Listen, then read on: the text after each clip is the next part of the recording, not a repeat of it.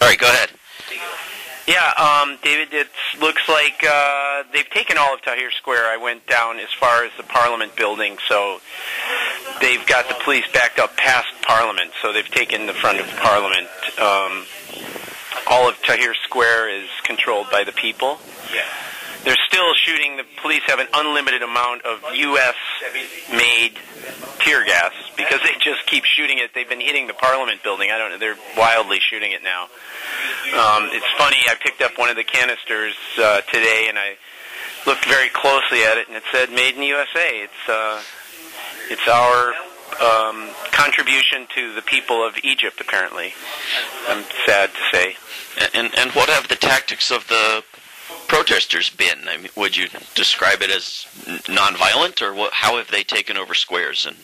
Well, since the police are pretty violent themselves, I don't think, and I asked people, can you do this nonviolently? And they're going, well, in the United States you may be able to do it nonviolently. Here we have to, they throw stones, they rush the police, they don't break things. There's no hooliganism going on there. It's funny. I was saying to them, there's a Hardee's and a McDonald's and a Kentucky Fried Chicken in Tahrir Square, and none of them were ruined or destroyed. And I was at the coup d'état in Honduras, and they attacked the symbols of American imperialism. But here, they're not. They're not angry at the Americans or anyone else. They just want a change in their government, and everyone expressed the same thing. All they want is an opportunity for change. They want jobs. They want. The situations are somewhat similar in the United States. They've got a upper class that's getting extremely wealthy, and a middle class that's very thin, and a huge lower class, and the rich are just keep getting richer, and the poor are getting poorer. And it became very apparent when I had to run and hide, and I hid in a friend's house, apartment flat, very high above the Ramses, which is one of the largest streets in Egypt, or in Cairo. Hiding from what?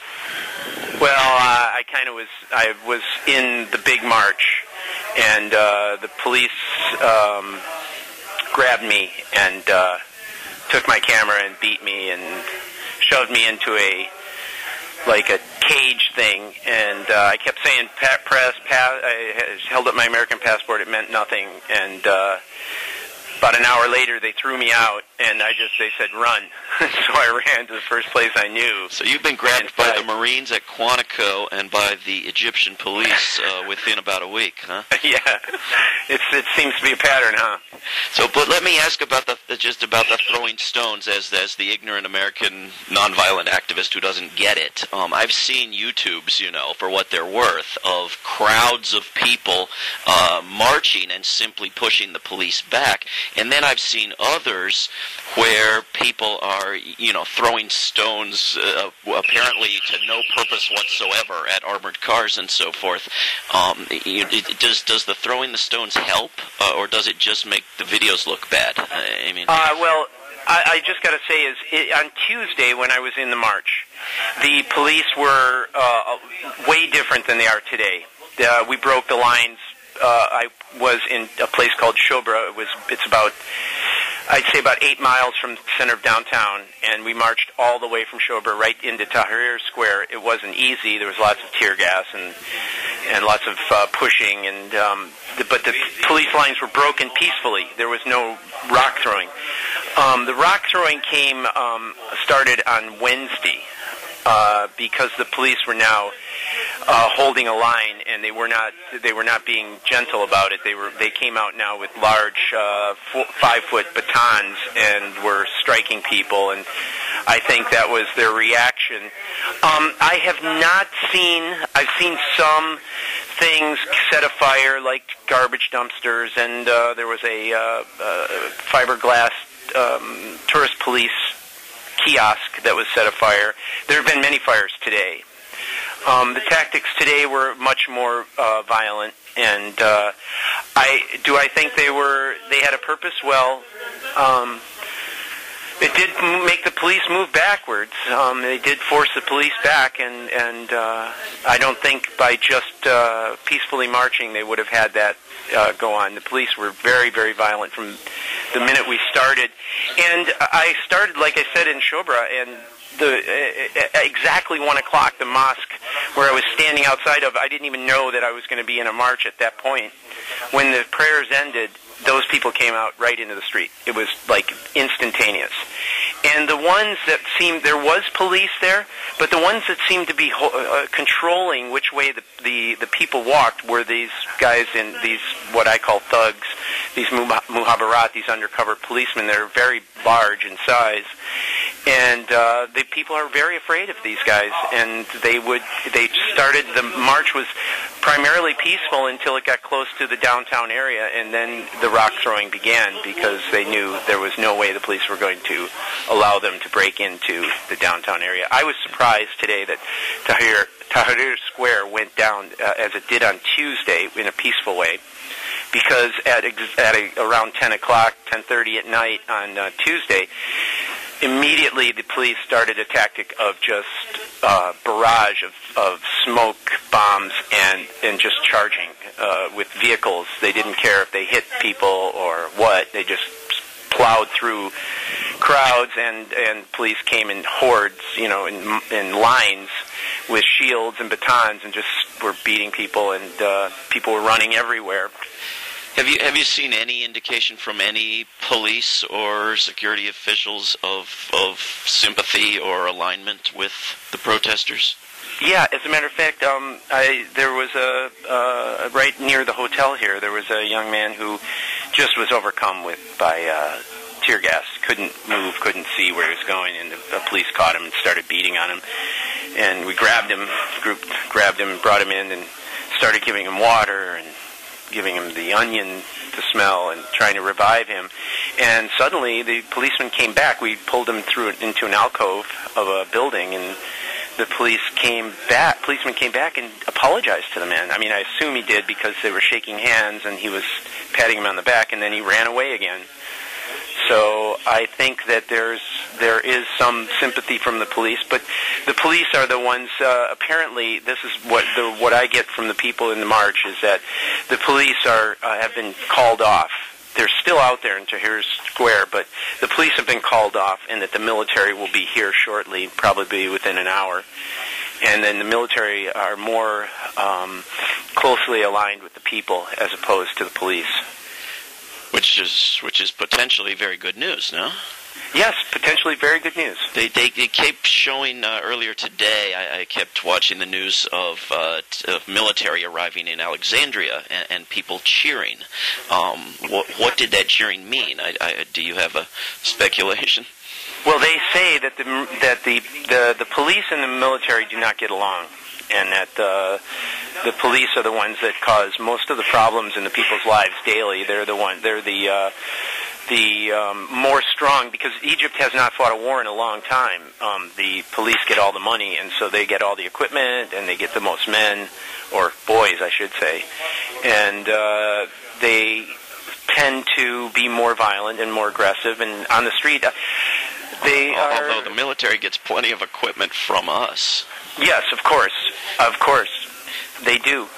It was surprising. We heard a helicopter flying over about an hour and a half ago, and we hadn't heard that I hadn't heard that the whole time I've been here. Wow, we hear that just for press conferences in D.C. So, what time is it there now? It is now 5 minutes of 10. And they announced a curfew how many hours ago? They did? I didn't even know there was a curfew. You didn't even know? Okay. No. So my next question was going to be, did anyone comply with the curfew? Apparently not. No. There's thousands of people out on the street right now in downtown. Thousands and thousands. Tens of thousands, I would say. And Tahrir Square is completely full, and it's a very, very, very large square. Are you going back out? What are your plans? Yeah, when we're done with our interview, I'm going to go back out. I actually came in because Medea told me that to come back in an hour, and maybe someone would be calling me like you. Okay. Good. Well, what else should I know? What should I know that people aren't getting from Al Jazeera English, much less from U.S. News? One thing I think that's not. I was in a place, like I said, I went way outside the middle of the town because I thought there was no way they were going to make it into Tahrir Square. So I started way out of town where I knew that there was groups hanging out that were going to be, these are a Christian-Muslim mixed area. And all their signs were, and their chants were about the fact that they're Christians and Muslims and they're working together because they had wars against each other before. And they're working together for a change. They want a new government. They want some change to happen to affect their lives and not just the rich getting rich and taking the money out of the country. So it was exciting to hear that, but the main point is that it was everybody working together. And I don't see it as one group, students. I don't see it as just workers. I see everyone. There's old people, young people. There's women. It was exciting to see. Women were actually on top of roofs because they don't really march with the men. So they were on top of roofs dropping rocks and chairs and anything else they could onto the police. And the police would try and bust through the doors of these houses and they wouldn't let them in, or these apartment buildings. And if they did get in, they were entering a dark hallway where they had no control in the situation, and they came running out very quickly. Yeah. I have seen some images of women standing shoulder to shoulder with men in the streets. I guess that's pretty unusual. Yeah, there was very few, but there were women out there, yeah. Yeah. And the Internet's gone? Internet was gone last night around 10 o'clock, 9 o'clock. My time. Yeah. And the telephone system, I got one phone call this morning. If I had known it was my last phone call, I would have made a different phone call. Yeah. And are you going to Gaza? We hope so. We have everything in order to go to Gaza. It's just the problem is the situation that's brewing right now. They told me when I started talking to them last Sunday or Monday that the bigger problem that I would have was the church bombing in Alexandria, that they're finally blaming it on the person that can't defend themselves, and that's the Palestinians. Mm-hmm. So they said, but they gave me every indication that we were leaving, and we actually got the permit to drive to Rafa, which is a big hurdle. Right. So we were supposed to leave on Sunday. I don't believe we'll be leaving on Sunday, but there's a possibility. Good. Well, whether you stay in Egypt or go to Gaza, I'm gonna post this little interview, and anytime you can call or email if the internet works. Otherwise, just call with an update would be terrific. Okay, great. Yeah, man. Hey, I'm glad you're there. Yeah, I'm glad I'm here too. I'm very excited. Well, it's a good time. All my friends, I have lots of Egyptian friends, and they're all saying the same thing. And the other thing is, they don't really care for al-Baradei. They said they'll take him, if that's their last resort. But they consider him an outsider. And, right. He's not really a big guy with working people in Egypt, is he? No. Is he well known but disliked, or is he just not known? They know him. They call it like the nuclear. They call him the nuclear guy, and they know about that part of him. But they don't. They feel like he's been out of the country. He lives in Europe. They're always saying he lives in Europe. He lives in America. He doesn't live in Egypt. He doesn't know what Egypt is going through. They want a young person to take over. Is what they really want. Are there names of likely young people? No, I kept prodding for names, and there were no names. Yeah. Yeah. Well, according to Fox News, it's Al-Qaeda behind this, so... I can tell you, first of all, right off, there's no Al-Qaeda. Secondly, it's not anti-American. And thirdly, it's not even Muslim. It's not even a Muslim... It's not Muslim Brotherhood or anything. There's nothing out there that... But they've now joined in, right? Apparently, I guess they're putting that on because they're saying because of Muslim Brotherhood leaders were taken in on Tuesday and they had nothing to do with them. So, no, I find that not to be true.